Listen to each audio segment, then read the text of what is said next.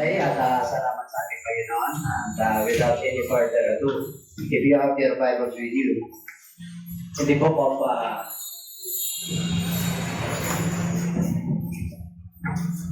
John, the book of John. Okay, and basahin po natin.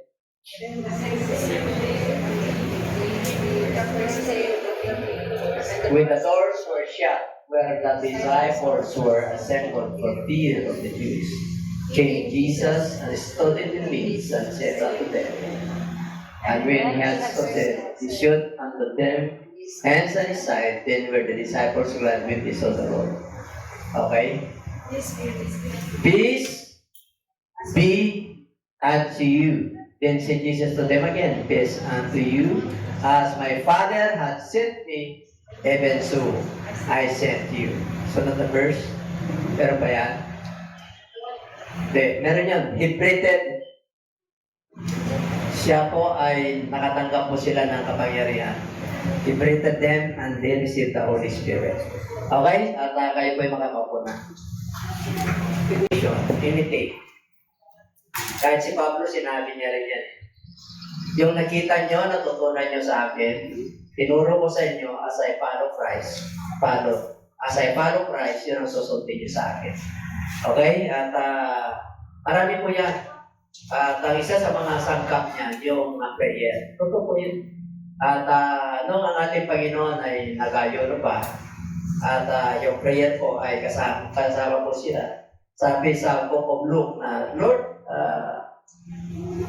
bakit sila nag-ayuno yung alagad ni John? At bakit sila nanalangin? Hindi sila pwedeng mag-ayuno kasi nandito pa ako. Turuan nyo naman kami manalangin. Kagaya ng mga alagad ni John. Ganito kayo manalangin. Sabi na. Ibig sabihin, may mga talaga kailangan po natin ng panalangin. The Book of Luke chapter 18. No? At what time ang ginawa? Men ought always to pray. Kailangan po, in 1 Thessalonians chapter 5 verse 17, sister to pray. Sa mga lingkod ng Diyos, kailangan po, manalangin po tayo natin. At mapipil naman po yan. At sa pananalangin po in public or in private, kailangan po natin, lalo na mga lingkod po tayo ng ating Panginoon. Ngayon meron tayo schedule ng mga prayer at 3. Tinuturan po natin yung mga Church of God, yung mga na sila po ay manalangin lagi. Kaya lang talagang nagsisingin po yan eh. May panahon talaga na may bigat yung panalangin pag may problema ka. Kailangan mo talagang promote at manalangin. Pero mayroon naman talaga yung taong naging habit niya na manalangin at fast.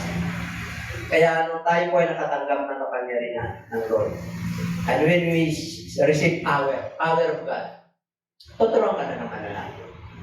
Okay? Kaya sabi doon sa binasa natin, receive the Holy Spirit. Okay? So, napakaganda po kasi ang ating Diyos sa Espiritu. Yun yung kapangyarihan niya, yun yung iniwan niya sa atin para makatagal tayo sa panalangin. Because the flesh is weak. Mahina po ito. Kahit na gusto mong manalangin, minsan ayaw kasi balisa po tayo. Nangingibabaw po yung ating mga problema. Okay? Kaya minsan, talagang napapahintulutan po yan, lalo na pag maraming gawain. Ano ang unahin ko? Ano yung pipiliin ko? Alam mo na yun, lalo na pagka-leader ka. Kahit nakaano ka, abala ka, nangihina ka, pagod ka, inaantok ka na, pero kailangan ka sa meeting, gampanan mo. Amen po? Kahit na sumasabay yung mga blessing natin sa panahon ngayon, pinatunayan natin lagi. Pipiliin natin yung mas mahalaga. Kasi yun yung iwanan natin hindi kasi sa spiritual. Okay, kasi iwanan natin lahat din yan. Kung hindi pa tayo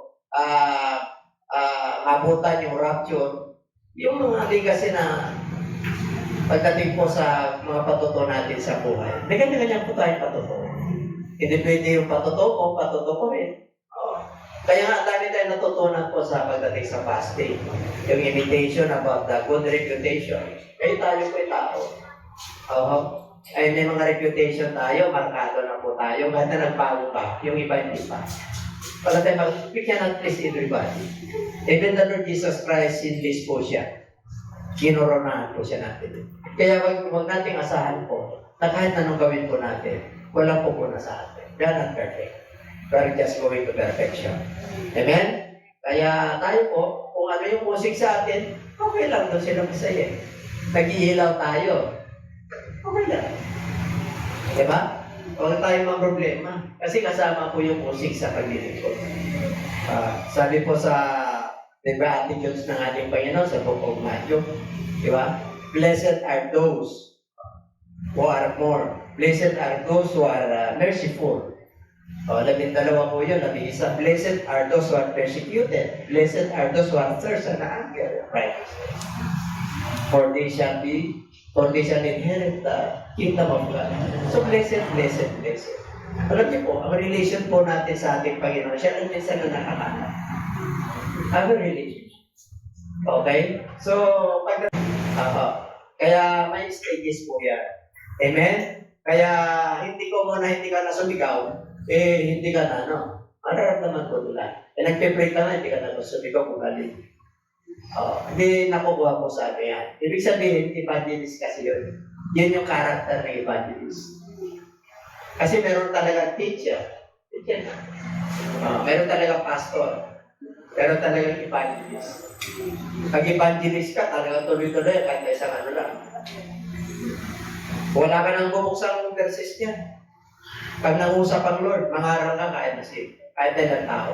Yan ang evangelist. Okay? So, kailangan malaman po natin yung ating ministry. Five-fold ministry po yan. Are you a prophet? Are you an apostle? Are you a teacher? Are you a pastor? Or are you an evangelist? Five-fold ministry po yan. Gusto nyo meron kayo lahat noon? Meron? Pwede nyo maano po yun. Ibibigay sa inyo ang ating Panginoon. And everybody say amen. So, purihin ang Diyos at salamat sa ating Panginoon sa mga invitation na yan. Prayer, hindi po yun. Yung selflessness, there is self-righteous kayo na tao, maramo. Kaya sabi ng Lord, mas mapalad yung nagbibigay kaysa tumakan ka. Kaya pag nagbigay ka ng Lord ang panahon mo, yung talent mo, pati yung resources mo, mapalad ka. Amen? Nagbigay ka ng panahon sa ganito, mapalad ka. Hindi. Sa 3 T's po yung talent, treasure, and time. Because you must value all those things. Kailangan mahalaga po sa atin yan. Siyempre po, ang tiktak ng clock po, nagpo-forward po yan. Iba na bukas. Pero dapat meron tayong naiiwan. Nababalyo po natin sa bawat panahon, bawat resources, at bawat talent. Okay? So, salamat sa ating Panginoon. At may natututo. Marami akong natutunan na naman. Kaya salamat na kanyang tinawag tayo. Why imitate God in great commission? Okay? Ito po yung kanyang huling habilin. Heaven and earth. Okay? Sabi ng ating Panginoon, all power in heaven and earth. Binigay sa kanyang kapangyarihan. At ito po nung nag-resurrect ng ating Panginoon, go. Kaya sabi ng Lord, pray that the Lord of the harvest shall send laborers in the field. Kasi po, kailan talaga tayo. Kasi nung panahon pa ng ating Panginoon, panahon ng mga apostoles, talagang salat ang manggagawa. Salat ang manggagawa. Tatandaan po natin yan. Whether we like it or not, panahon pa ni Kristo, salat na ang manggagawa. Hanggang ngayon, open ang vineyards ng ating Panginoon. Open. Para sa lahat po yan. Ang dami ng mga dumating sa buhay para matuto ang tao. Itong pandemya na to, ang dami natuto. Kaya lang, siyempre, nakakalimot din po. Pero mapalad ka pag binalyo mo po yung natutunan mo sa pandemya. Amen? Ang dami po tayong natutunan. Sana tumalino po tayo. Sana pinatatag ng Lord yung ating pananampalataya. Yung dating wasted time natin. Yung baliwala yung ating ginagawa. Ang dami tayong nasasayang na panahon at oras. Sana nung nakatapos ng pandemya, umiba na po. Amen? Na-value mo, na-treasure mo, naging simple na lang yung buhay po natin. Dati, iba po yung pananaw ko noon, hindi pa pati. Pero binago ng ating Panginoon. Amen po. Kahit na bishop na po ako, dami mo natutunan. Nandiyan pa ba kayo? Dapat ganoon po tayo, we must value. Kasi napakahalaga eh. Pero binigyan ka ng Lord ng buhay. Binigyan ka ng Lord na matuto. Binigyan ka ng Lord na alam mo yung tatahanin mo. Binigyan ka ng Lord ng pagkakataon na i-share yung mabuting Panginoon. Kasi yun yung legacy natin. Yun yung maalala sa atin. Wala na tayo sa mundong ito, pinapatutukan tayo. Di ba yung mga great leaders na nawala na? Minsan may mga quotations po sila. Napamangkit po sila. Naging patutuo po sila. Lalo tayo, magagawa tayo ng Diyos. Dapat may maiwan man lang tayo sa ibang tao na nasira natin, sa mga mahal natin sa buhay. Dapat may maiwan po tayo. Kaya nawala na tayo sa mundo ito. At yun ang gusto ng ating Lord. And everybody say amen. Okay? Kaya dito, sabi niya, pray the Lord to the harvest. Hanggang ngayon, bakit? Ang daming aanihin. Grabe po. Open ang salita ng Diyos sa bansa po natin. Open din ang social media. Pero magtaka ka, ang daming nagtitiktok, million ang kanilang viewers.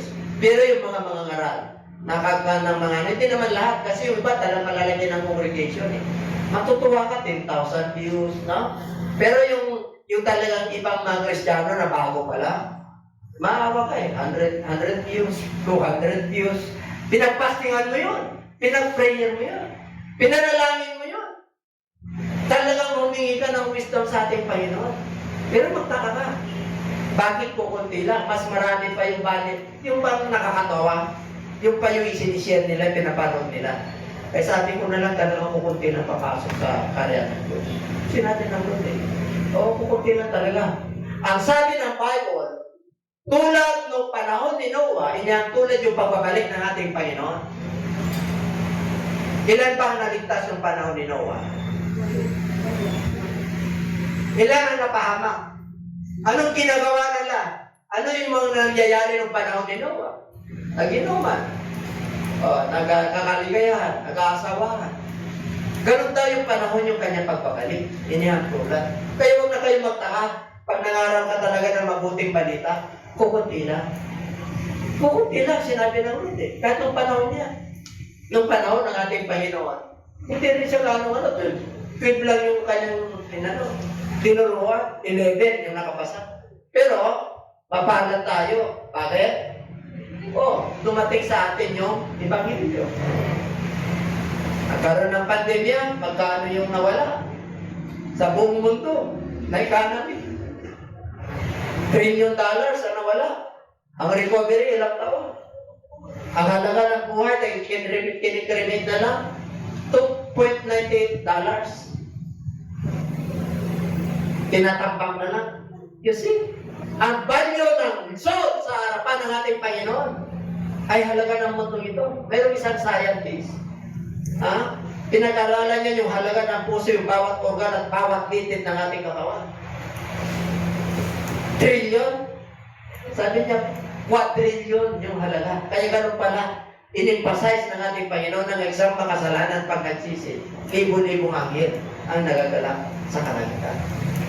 Dahil ang kaluluwa ay katumbas ng halaga ng mundo ito. Totoo pala. Scientist po yun. Ni-research niya for how many years? Ang halaga ng isang tao, lahat ng litid niya at yung puso niya, yung mga organ niya. Hindi, pero wala pang quadrillion dollars. Ibig sabihin, walang katumbas. Kaya napakahalaga ang kaluluwa sa harapan ng ating. Yung ating ginagawa kung hindi mawala ng Pangulo. Kaya ang sabi ng Bible sa Book of John chapter 20 verse 25, marami pang ginawa si Kristo na hindi na kahit na punuin pa ng mundo ito. Ang ginawa ni Kristo hindi magkasya. Yung libro, yung sulat. Ganun kapangyarihan ng Lord. Kaya sa panahon natin ngayon, yung wisdom, yung kapangyarihan, yung karunungan, yung katalinuhan, yung understanding, yung fruit of the Holy Spirit, mangaral ka. Ibuka mo lang, malinis, pure heart, puspos ka ng Holy Spirit, mapanalangin ka, marami mag-convert. Hindi lang nagpapatuloy yung iba. Ang mahalaga, nasihan mo ng salita ng Diyos. Ang mahalaga, nagpatuloy sila kahit may ibang fellowship. Kasama ka sa kaligtasan nila. May nagtatanim, may nagdidilig. Ang Diyos ang nagpapalago. Kaya huwag kang maghinawa sa ginagawa. Amen. Everybody say amen. Amen. Oh. Kaya sabi ko, bakit ako napahintulutan na yung ganito yung aking part-time? Kasi yung pala pag-abot sa mga matataas, mayayaman sa mundo ito. Kasi mahirap pag-arihan ng mayaman. Yan yung tulad dyan sa kamilyo. Na mas maganda, mas maigi pa yung kamilyo na makapasok sa butas ng karayo kaysa isang mayaman na pag-arihan ng Diyos. Kaya sabi nung kanyang halaga, sino pang maliligtas? Sabi ng Diyos, wala po sa Diyos na. Amen? Kaya pala, minsan, nakakakulong. Kaya pala naabot ko yung mga iba, nasisirang ko sila, kahit nagano ka sila katanyang, kayaman. Grabe, hindi na nila kailangan talagang, hindi mo na mabot yung kayamanan nila. Pero purihin ng Diyos. Bakit? Kaya na mahirap silang pag-arihan ng Diyos. Nasisiran ko. May magsisir, may gagamitin at gagamitin ng Diyos para sa kanila. Hindi lang ako, marami. And everybody say amen. Okay? Kaya dito po, how to imitate. Sa 28:17 to 19, ito po nung nag-resurrect ang ating Panginoon. Okay? Kaya sinausap niya kanyang malaga. Sa 18 yan, sa 28:17-18, the disciples they worship the Lord. 11 po sila. They worship the Lord. But others doubted. Tingnan mo nag-resurrect ang ating Panginoon, na-confirm yung ginawa niya, 3 days nag-resurrect siya. Hintayin niyo ako sa bundok. Doon sa Galilee. Ay, ano yung bundok na yan? Sa Jerusalem. Doon niyo ako hintayin. Mount of Olives. Ibibigay ko yung promise sa inyo. So, nag-worship sila. Kasi nagpakilala ng Lord sa binasa natin. Siyempre, inuusig po sila, namatay siya. Kaya sabi niya, peace be with you. Iwala si Thomas noon. Kaya hindi maniwala. And after 1 week, nagpaano, Thomas, hindi mo na. So, sila po ay binigyan ng Lord ng kapangyarihan. Ano yung binigyan niya kapangyarihan? He-breathed them. Ibig pong sabihin, hindi pa nila matato at nakilala lubusan si Jesus Christ nung nabubuhay pa siya. Saka lang nila nakilala nung nag-resurrect siya na siya pala yung nakatala sa Scripture. Nung natanggap na nila yung Holy Spirit. Nakilala na nila na siya pala yung sinulat ni Moses sa law. He is the fulfillment of the law. Doon lang nila na-realize. Bakit sila nagdududa kahit na nag-resurrect na siya?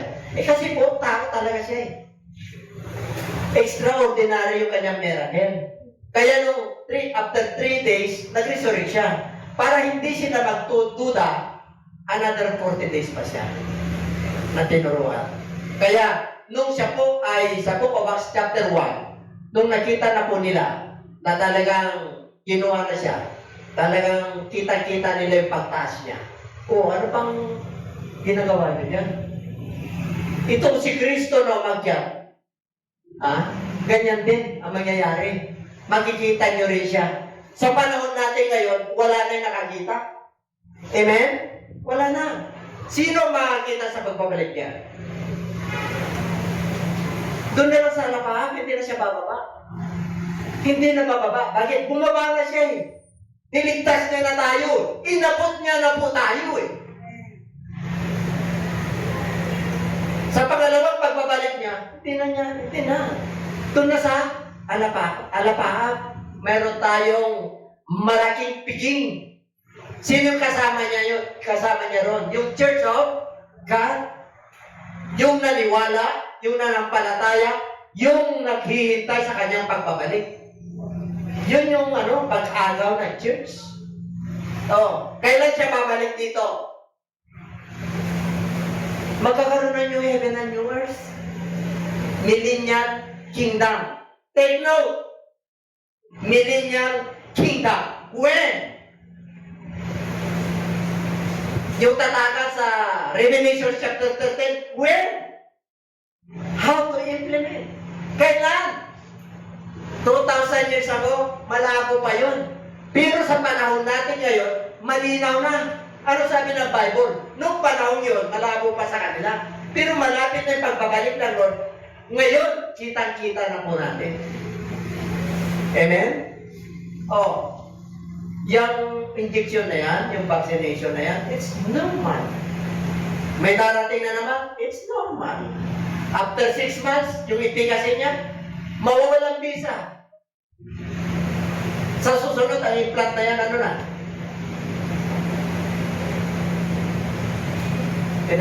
Tinatekran. Kaya sabi mo sa katabi, may gagawin ka. Mayroon. Ano yung gagawin?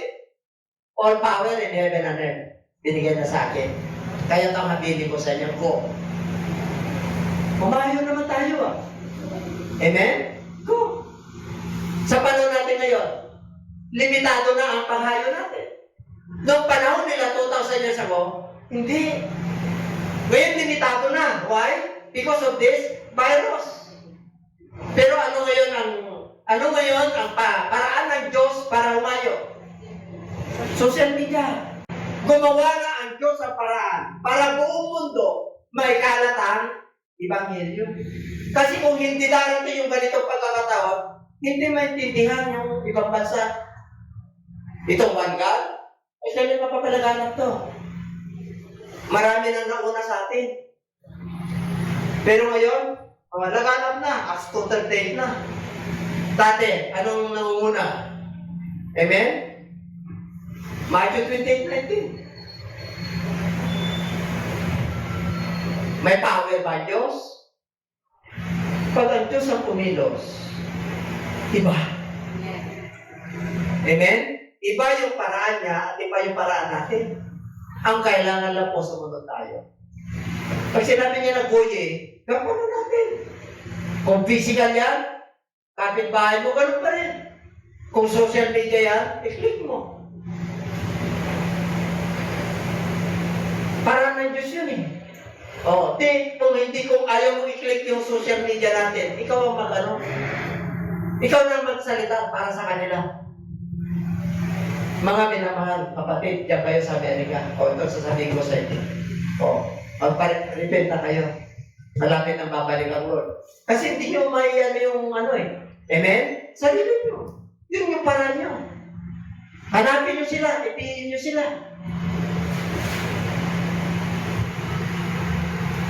Kasi, yun ang paraan ng Diyos eh. Amen? Amen. Hindi na nga tayo magpapagod. Kaya lang ang buhay, mataas ang gasolina. May libre naman. Ano yun?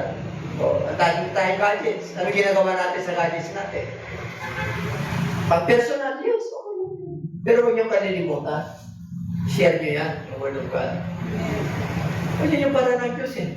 Para may kalat eh. Amen po? Kaya dito po, ang sabi niya, ginagapanan ba natin yan? Hanggang ngayon. Nagtuturo ba tayo ng gospel? Hanggang ngayon. Dati ang baptism kadalasan, yan. Pero ngayon, Acts 2:38 na. Bakit? Anong nakatulong? Social media. Nagiging one God tayo kailan? Noong 1981. Last quarter, 1982. Pinanganak mo siya doon na baptize ka kasi nagdidebatihan kami. Galing kami, nagkasal sa amin, Trinitarian. Ang bait ng pastor na yun. Pero dahil sa kabagan po ng ating Panginoon, pinagaling ako ng Lord, nag-speaking tongues ako eh. Grabe yung karamdaman ko eh. Nakakita ka ng karamdaman na hindi mo kahit pagalingin ng tukto. Nung natanggap ako ng Holy Spirit, pinagaling ako ng Diyos. Hanggang ngayon, kulang yung mga injection ko, vaccination ko, wala bata ako, wala akong vaccination yung mga na yan. Kumiral, mga antay pa. Wala yan. Kaya kung ano nung dumarating sa akin, pero ang Diyos pa rin nagbibigay sa akin ng sigla at buhay.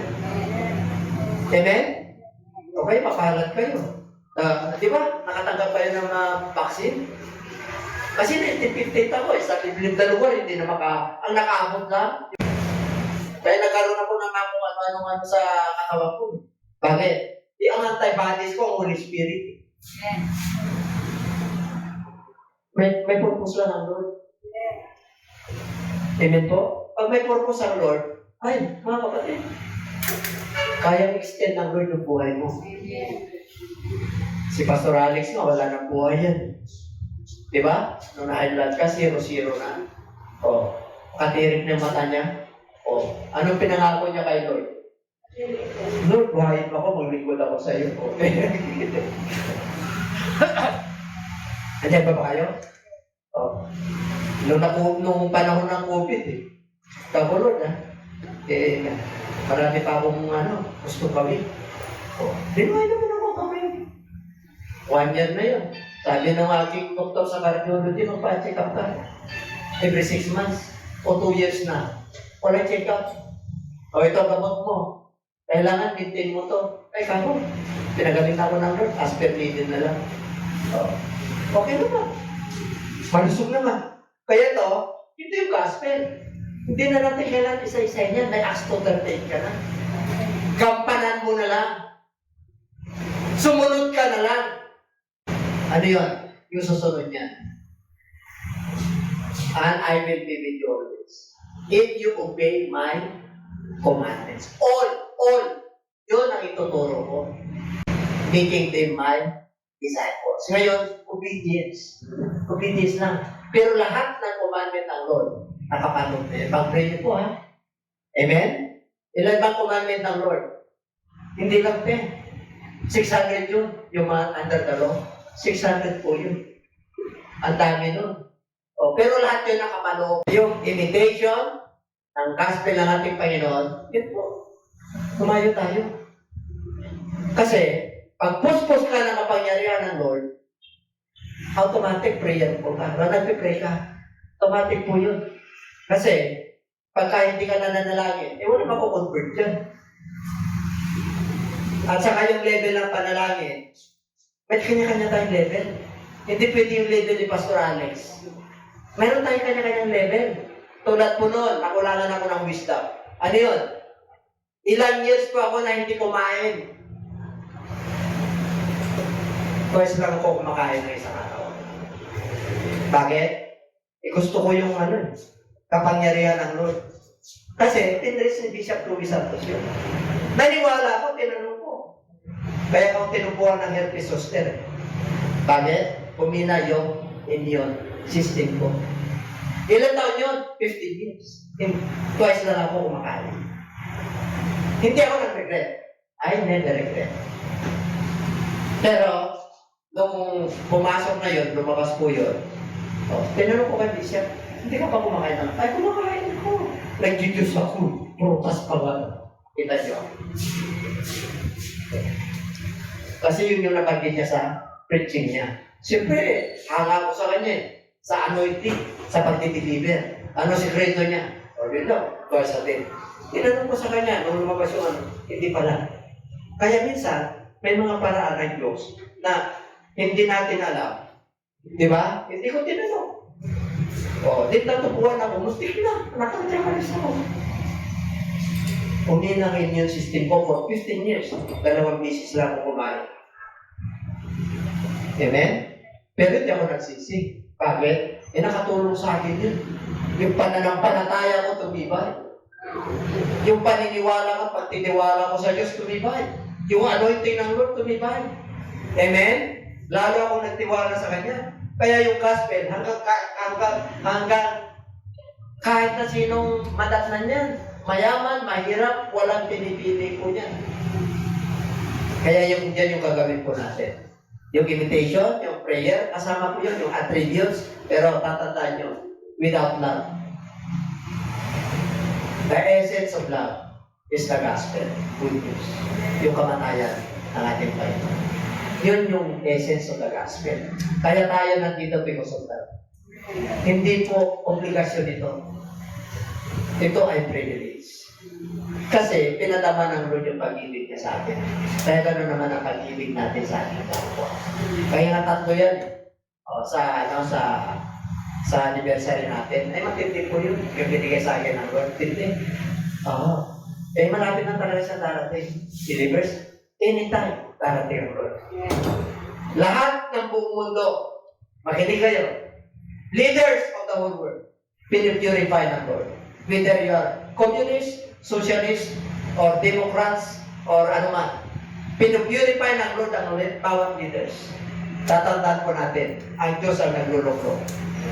Ang Diyos ang nagbibigay ng leaders. Kasi ibang trono ng mga hari, mga president, iba ang trono nila. Sila yung unang hatulan ng Diyos kung ano pinamahalan nila sa kanilang constituent. Bari Pilipinas, sinong presidente nyo dyan? Sila yung unang harap. Kaya yung ilulukrok ng Lord dyan, yung malinis.